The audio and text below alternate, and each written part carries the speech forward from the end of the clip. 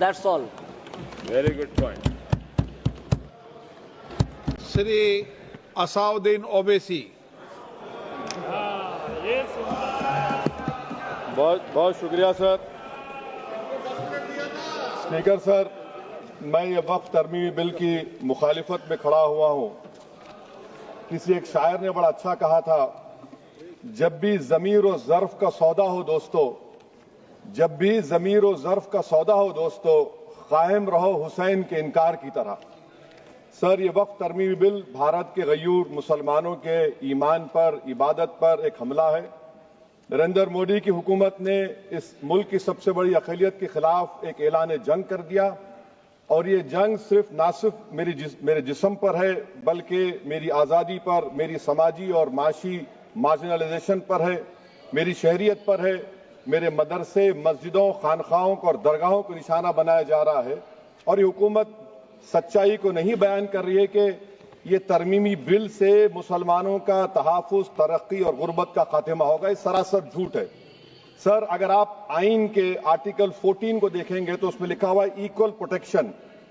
अब आप देख लीजिए सर कि हिंदू, सिख और जैन को और बौद्ध को उनके एंडोमेंट में तहफ़्फ़ुज़ मिलेगा, क्योंकि उनका एंडोमेंट बाय यूजर बरकरार है और उनका एडमिनिस्ट्रेशन उनके हाथ में होगा कि गैर हिंदू या गैर उनके मजहब का आदमी दान भी दे सकता है उनके लिए, और एंडोमेंट बोर्ड का तहफ़्फ़ुज़ भी मिलेगा, क्योंकि उसके ऊपर ओवरराइडिंग क्लॉज अप्लाई नहीं होगा, लिमिटेशन का कानून उस पर अप्लाई नहीं होगा। उसके बरक्स ऑपोजिट आप देख लीजिए, मुस्लिम वक्फ को वक्फ बाय यूजर निकाल दिया गया। एक मुस्लिम वक्फ की जायदाद पर कब्जा होगा, लिमिटेशन लगेगा तो जो एनक्रोचर है, जो खाबिज है, वो रातों रात मालिक बन जाएगा और एक गैर मुस्लिम वक्फ बोर्ड को एडमिनिस्टर करेगा। ये आर्टिकल 14 के इक्वल प्रोटेक्शन का वायलेशन।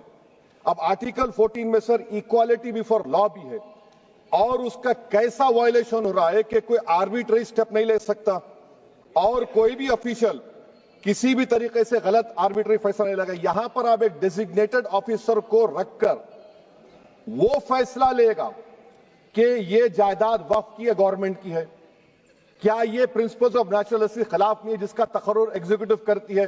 ये हमारे theory of separation of powers, Bharat के आइन का बेसिक स्ट्रक्चर का हिस्सा है। क्या इसका वायलेशन नहीं है?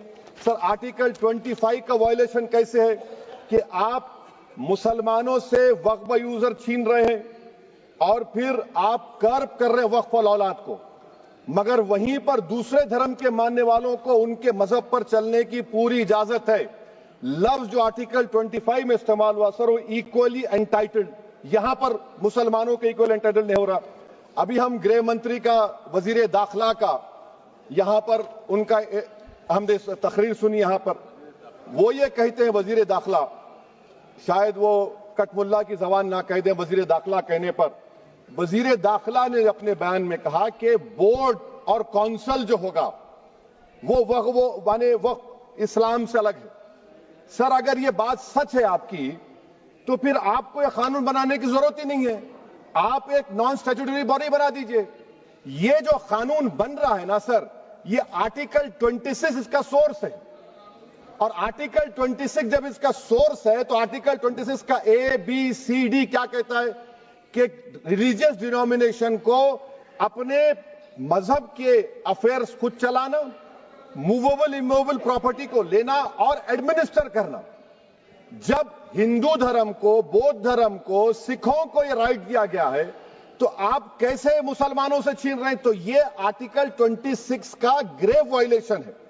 तो सर, अब वक्फ बाय यूजर का मामला देखिए, मिनिस्टर साहब ने कहा कि एंक्रोचमेंट हो रहा है, 17,000 एंक्रोचमेंट हुए हैं। तो यही नरेंद्र मोदी की हुकूमत ने 2014 में उस वक्त के मंत्री ने एक Waqf properties eviction of unauthorised occupants bill को इंट्रोड्यूस किया। आपने विड्रॉ कर लिया 2024 में उसको। क्यों विड्रॉ किया सर आपने? जब आप मान रहे थे कि एंक्रोचमेंट हो रहा है तो आपने बिल को विड्रॉ कर लिया। अच्छा सर, अब वक्फ बाय यूजर को आपने निकाल दिया, माने कंडीशन क्या लगाए कि अगर उसमें डिस्प्यूट होगा और गवर्नमेंट प्रॉपर्टी होगी। सर, डिस्प्यूट तो है। मिसाल के तौर पर मोहिबुल्लाह साहब जिस मस्जिद के इमाम है, पार्लियामेंट के सामने मस्जिद है सर, 123 प्रॉपर्टीज में मस्जिद है, डिस्प्यूट चल रहा है। कल कलेक्टर या डिस्ट्रिक्ट ऑफिसर बोलेगा कि भाई साहब ये गवर्नमेंट प्रॉपर्टी है, स्टिकर लगा दिया जाएगा, मस्जिद बंद, गवर्नमेंट प्रॉपर्टी हो गई, होगी ना सर? अब ये बताइए, आप जब से यहां पर पूरे बीजेपी रूलिंग पार्टी हमको ज्ञान दे रहे हैं कुछ नहीं होगा, कुछ नहीं होगा, मैं दलील के साथ बता रहा हूं आपको। ये मस्जिद दिल्ली गवर्नमेंट बोलती हमारी है, वक्फ दिल्ली वक्फ बोलता हमारी है, तो सर वक्फ बाय यूजर, अगर मैं अपनी गवर्नमेंट के खिलाफ वक्फ बोर्ड वक्फ बाय यूजर इस्तेमाल नहीं करेगा तो क्या है सर? अच्छा, ये अमेंडमेंट जब हो जाएगा तो मुझे कहने दीजिए सर, सिर्फ प्राचीन मंदिरों की इबादत होगी, मस्जिदों की नहीं होगी। अब सर आप आ जाइए, अगर डिस्प्यूट मेरा एंशिएंट मॉन्यूमेंट से वक्फ का, एक मिसाल दे रहा हूं, दिल्ली में 172 वक्फ प्रॉपर्टीज एएसआई कंट्रोल में है, मैं तो हार ही गया वो, क्योंकि मेरे पास डॉक्यूमेंट नहीं है। आप कह रहे हैं कि डॉक्यूमेंट चढ़ाओ, अगर मेरा गवर्नमेंट से डिस्प्यूट चल रहा है मैं तो क्लेम ही नहीं कर सकता, क्योंकि आप जज बनेंगे, आप ही फैसला करेंगे, और जब तक आप फैसला नहीं करते वो वक्फ की प्रॉपर्टी नहीं होगी। वो प्रोविजन डाल दिया आपने। अच्छा, अगर मेरा डिस्प्यूट एंक्रोचर से होगा सर, तो एंक्रोचर में तो आपने तो 107 को डिलीट कर दिया, आप रातों रात खाबिज को, एंक्रोचर को मालिक बना रहे हैं। सर मैं ये पूछना चाहता हूं आपके जरिए हुकूमत से, एक मुंबई में एक बहुत बड़े दौलतमंद है, खोजा बरादरी का यतीम खाना था, उन्होंने 2004 या 5 में 22 करोड़ में खरीद लिया। वो केस सुप्रीम कोर्ट में कि आप उनको मालिक बनाना चाहती है लिमिटेशन एक्ट अप्लाई करके, हमको बताइए, हम जानना चाह रहे हैं। और सच्चर कमेटी ने सर 2007 में कहा कि दिल्ली के 123 प्रॉपर्टीज की मार्केट वैल्यू 6000 करोड़ की। आज हम 2025 में आ गए, क्यों आप उन प्रॉपर्टीज के खिलाफ पड़े हुए? 1976 में उस वक्त के वजीर आजम इंदिरा गांधी लेटर लिखा, इसको आप दे दीजिए, मगर आप उसको मानने को तैयार नहीं है। तो सर और एक जो झूठ फैलाया जा रहा है, management empowerment efficient development, sir this bill takes any management from the hands of Muslims, disempowers the waqf in comparison to any other stakeholder, takes away the efficiency of administration and hampers development. Waqf disempowerment in the name of efficiency, inefficiency is being created. The progress of development from pre-independence till today is sought to be destroyed. Sir अभी हमारे home minister साहब ने फजल पुकाया case का जिक्र किया। Sir मैं आपसे गुजारिश करूंगा कि होम मिनिस्टर जरा अच्छे लोगों को रखकर इंफॉर्मेशन ले। फजल पुकाया का ऑबिटर क्या है? इट इज ऑबिटर, वो रेशियो डिसेंडेंटाई नहीं है जो आपने कहा है। अच्छा सर, शेड्यूल ट्राइब के बारे में कहा, क्या शेड्यूल ट्राइब में मुसलमान नहीं होते? शेड्यूल कास्ट में नहीं होता मुसलमान, शेड्यूल ट्राइब में मुसलमान होता। तो क्या आर्टिकल 25 मेरा चला गया, आर्टिकल 26 चला गया, आर्टिकल 14 चला गया, 15 चला गया, 29 चला गया? लक्षद्वीप का एक मुसलमान एमपी है, क्या उसको राइट नहीं है क्योंकि ट्राइबल है? क्या कह रहे हैं आप? इस ऐवान को क्यों गुमराह कर रहे हैं आप शेड्यूल ट्राइब के नाम पर?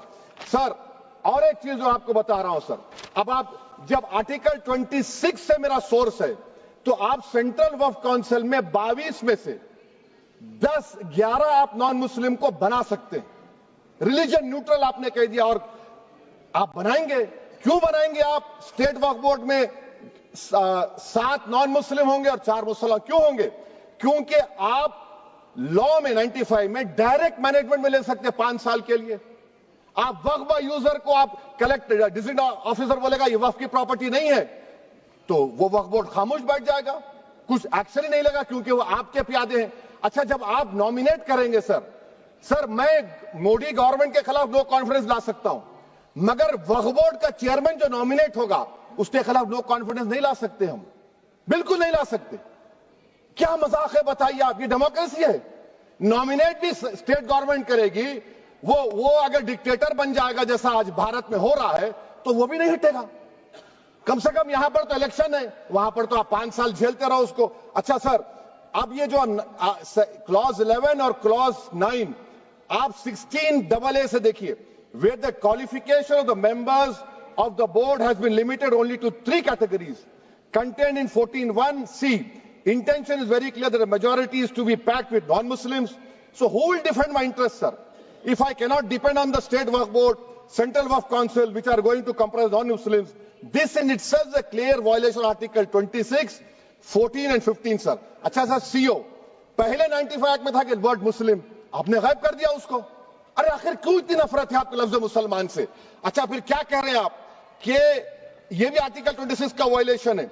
सब जितने हिंदू धर्म के प्रॉपर्टीज हैं, सिख धर्म के हैं, बौद्ध के हैं और आपके जैन के, वहां पर उन्हीं के मजहब का ऑफिसर होगा। और कहां पर नहीं होगा? वक्फ बोर्ड में। Waqf board is a pure religious institution, इसको समझने की जरूरत है। तो आप ये कर दे रहे हैं सर। अच्छा सर आप देखिए, अब आप आ जाइए ये ट्राइब्यूनल पर।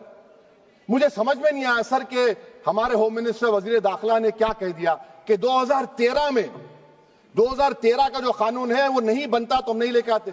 मैं बड़े अदब के साथ उनसे पूछना चाह रहा हूं कि क्या उस वक्त राजनाथ सिंह साहब, अडवाणी साहब, हमारी लेट सुषमा स्वराज, ये बड़े बड़े नेता यहां बैठे थे? आपने यूनानिमस उस कानून को पास करवा दिया। कीर्ति आजाद थे उस वक्त, अब यहां बैठे हैं वो टीएमसी में।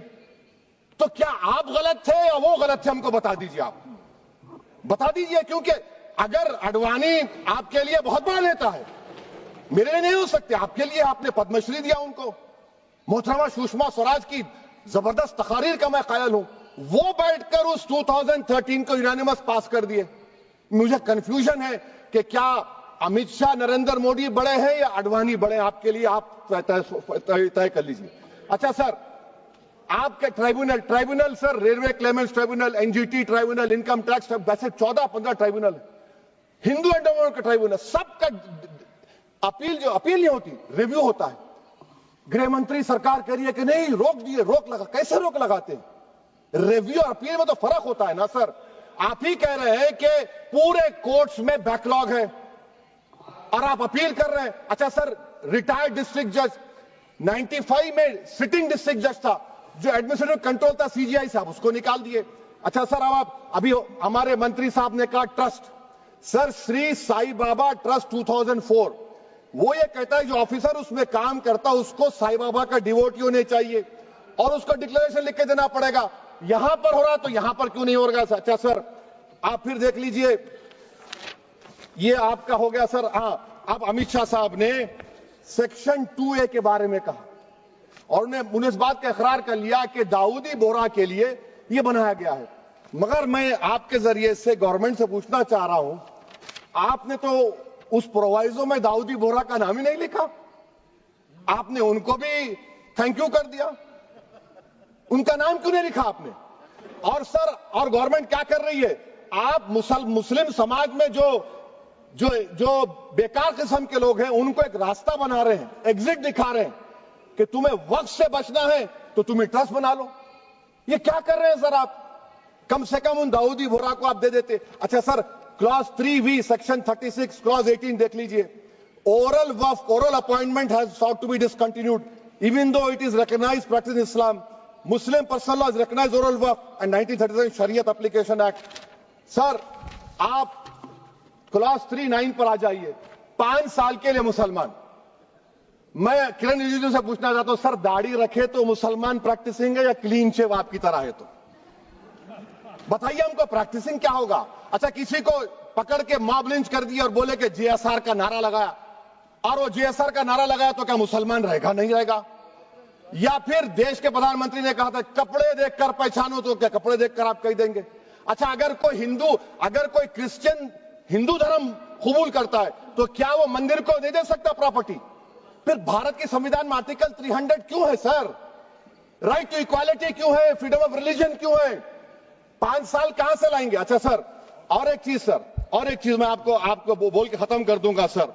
इस बिल में वक्फ औलाद का सर, इसमें आप देखिए क्लॉज 4(3)(2), द क्रिएशन ऑफ वक्फ औलाद shall not result in denial of inherent rights to heirs, including women heirs or the वाकिफ or any other right of person। Sir, ये आर्टिकल 25 का वायलेशन है, शरीयत एप्लीकेशन एक्ट 37 का वायलेशन, आर्टिकल 300A का violation है।